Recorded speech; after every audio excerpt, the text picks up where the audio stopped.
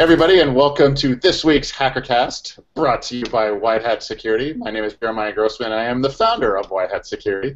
And Matt Johansen in Austin, and Robert, who is normally in Houston, is now in LA. What are you doing in LA? It's some meetings going on. So let's talk about the current events that are going on in, normally in application security, but these days, guys, it looks like it's more than AppSec these days. We have some pretty amazing stories, and we're just going to dive right into it, as we always do.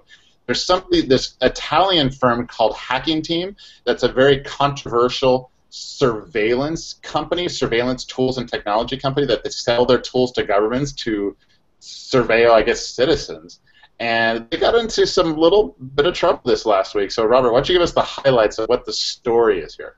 Yeah, so we don't actually know how the break-in actually occurred, or I don't think anyone other than maybe HackerKast or Hacker Team know. But the interesting thing is that particular company is a company that creates malware for governments to use to compromise other people. And so first of all, seeing how they build this malware is super, super interesting, because now we know what to look for. We can add all of that stuff to antivirus. Not that we're a big proponent of antivirus, but you can actually scan for all this malware that was supposed to be this custom, government-only type malware stuff. But even more interesting was some of the stuff that was in the malware. For instance, one thing that was that I noticed that was in there, somebody posted, was they have like hard path links to child pornography, and there's several different theories on what that actually is. Is it just checking for child pornography, in which case it's just a hash, it's a big array or hash or whatever, checking to see if those files exist? Or is it putting child pornography on computers? And either way, is it just that they're trying to find child pornography, find people who are doing it? That's an espionage thing. Once you have knowledge of what they've got on that computer, you can use that to leverage to basically flip them and turn them into an asset. I think there's already some reports out there of malware actually being effectively leveraging that malware. They're using the exploits that malware had created, was leveraging in the wild now. So we're already seeing some pretty large aftermath of that. All right, so some more of the background of the story. So we don't know exactly who broke into Hacking Team out of in Italy, but it's reported, or at least somebody came forward and claimed responsibility, and they said it's the same person that hacked a company called Gamma International that sold surveillance tools also to governments. But a little bit more about Hacking Team. I mean, it looked like Hacking Team, when they dumped the docs for Hacking Team, it was like 400 gigs of all their email, all their tools, all their source code, all their contracts, all their customer lists, which included dozens of governments all over the place, including the Sudan. Everybody's still pouring over all these files and digging up the dirt on these guys, and Robert mentioned some of it here. But among some of the disclosures was a flash 0 day. That was pretty. I think that's what you were talking about, right, Matt? Right. Sorry. Yeah, I mean this one was kind of cool. It's already got a CVE. It's actually already patched 2 that are relevant. And there was a flash and then a Win32K, and it's actually already being weaponized in exploit kits, and it works very well on modern Chrome, just like the most up-to-date Chrome, and HT Moore's Law is in effect. There's a Metasploit module. It's already out. So better if you could uninstall it, or at least use click to play. The flash, you tell your friends, tell your brothers, your sisters, your moms, your dad, this stuff should not autoplay. Give them an ad blocker, click to play flash, or uninstall the thing. It'll be fine. And Java too. Yeah, Java too. Get into their HackerKast where we say the thing. But it's kind of interesting. We have vigilante hackers out there hacking security companies that are helping out governments. It's one, it might have been a one-off. 2, I mean, there's something going on here. I mean, you got to think a couple of the fallouts here. Any other companies that are developing malware for governments to do surveillance, you better learn how to do blue team as well as red team, because it looks like people are coming after you. So that's a big deal. And the other one is that, imagine you bought this surveillance product if you're a government, and you've put it on the different people that you're trying to watch and surveil, and they update their AV, and now they're going to see you. So we don't know who that's going to be at this point. Maybe we never will, but it's going to be an interesting world out there. United Airlines this week had some kind of computer glitch. They made sure to tell everybody it was not a computer cyber attack. The Wall Street, the New York Stock Exchange went down, temporarily halted trading because they had a software glitch too in one of their upgrades, and they made sure everybody knew it was not a cyber attack. So everybody's got cyber attack on the brain, but maybe for good reason. So it kind of shows you what's going on out there these days. Our whole industry blows up on Twitter. It's like immediately like, okay, hold on, wait a second, let's look at the stock exchange, and then it goes dark. Who hit the big red button somewhere, and what are we going to do about it? And same thing with United. I mean, we've seen security researchers getting pulled off planes for saying the wrong thing. Hacking is the new saying bomb on a plane, right? So yeah, of course, this is where people's brains are going. So what we talked a moment ago about Flash, and I forgot to mention this story here. I came across this one just by happenstance. It's here's the headline: Ad fraud Trojan updates Flash player so other malware can't get in. So think about this: you get exploited by a Flash vuln. It takes over your computer. There's malware, and then it patches for you to make sure no other bad guys invade on their turf. I mean, I guess that is one way to go about patching. I don't know if it's the best way, but it is a way. I mean, we've been talking about this for probably almost 10 years. I mean, really it's a parasitic ecosystem, and the parasite never wants to kill the host. That's not a good thing for the parasites. What you want to do is protect the asset, whatever that asset is, from all other foreign entities, because it allows that host to live forever because other people are worse at it than you are. The best way to build viruses is one that doesn't make your computer go slow, that doesn't make you want to reinstall it, doesn't have pop-ups and all this kind of crazy shit happening on your screen, because that will make that virus live a lot longer on that asset. It's kind of interesting. I think there was some research done a while back, but I don't really remember where it is or what it was, but they said computers that were infected with viruses or malware were more secure than those that were not. So the bad guys were trying to protect their turf. Oh boy! I mean, define secure. They're already infected. Well, at least it's just one bad guy at that point. Sure, I guess. I mean, it goes back to the Kaminsky, right? Like, not necessarily a single asset protecting a single asset, but no one in the web. Even the bad guys need the web, right? So they're not going to break it. No, it's like that's almost like an enterprise antivirus product that you want. Like, it sounds like something I would purchase if I ran security for a company. Like, I want that product. Yeah, that's good endpoint security right there. No. And apparently the bad guys have all the O-days, so they're probably going to be the ones that are best going to secure us. So you got last week you talked about bad guys attacking antivirus, and that's how they're going to root machines. You got Flash these days, and one of the other things that we're going to talk about today is that not only the U.S. government, but very vocally, very specifically, the U.K. government is going to do their best to ban encryption. So, Robert, what's going on here? What are they trying to do? So this all comes down to the same stuff that Snowden was talking about. Effectively, governments want the ability to see all the traffic going across the wire for purposes not just of surveillance from foreign nationals or something, but also surveillance on child pornographers or people who are doing tax evasion or whatever. They want to be able to spy on their own citizens when the need arises. So there's interesting case law about this when it comes to physical assets. Like they're allowed to look through your wallet when they arrest you. So why wouldn't they be allowed to look through the contacts on your phone, as an example?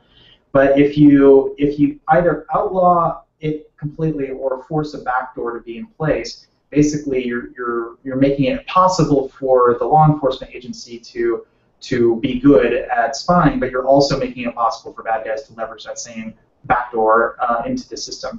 So there are some tricks and ways that they could make that secure, but the problem is it gets extremely computationally expensive the more you add on to it. You have to do these key escrow things, and it's actually very, very complicated.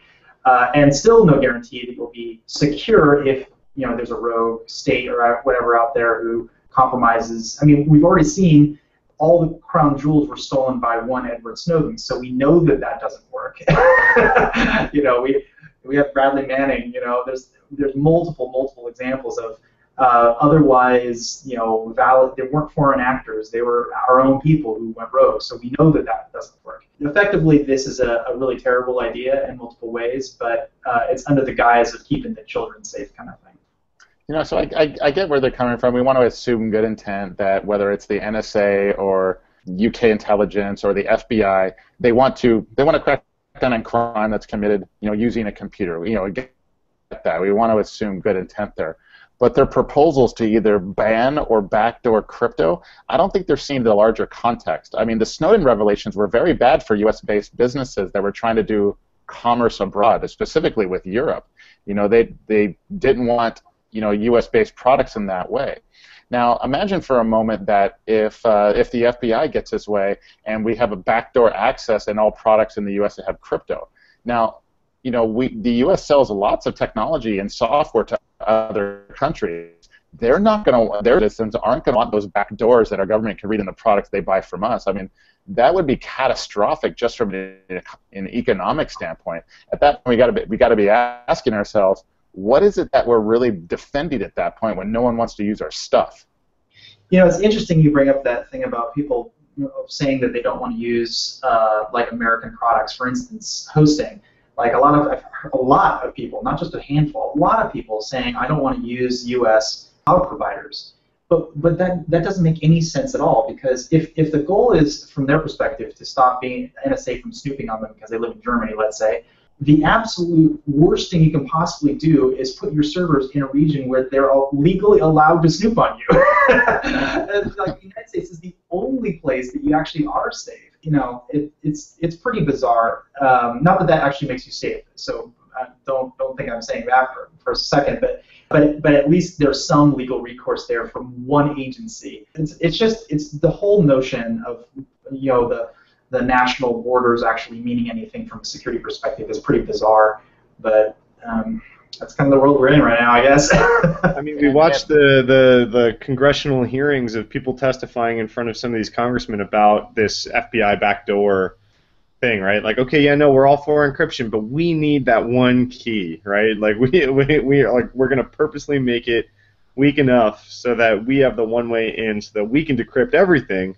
But you can go ahead and encrypt everything, and then the bad guys can't see it, right? But like, in this regard, who's the bad guys, first of all, and then that's like the target. That's the biggest target in the world right there, right? Is like, okay, this golden key, even though it's like that.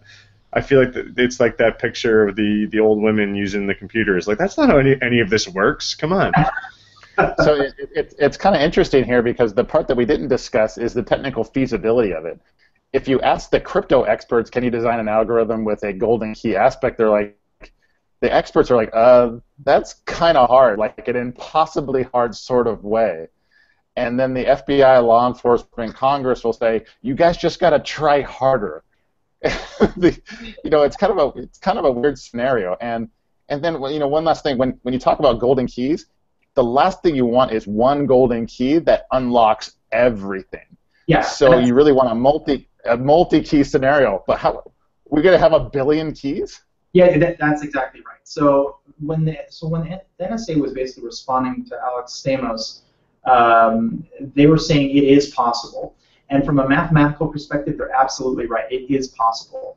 In fact, it's solved crypto. There's nothing even particularly hard about that. But if you want, here's an example. Let's say they decide to spy on somebody today, and they're like, we think this guy's a terrorist. And they find out he's just a businessman, and he visits strange places, and he does nothing. It's totally benign.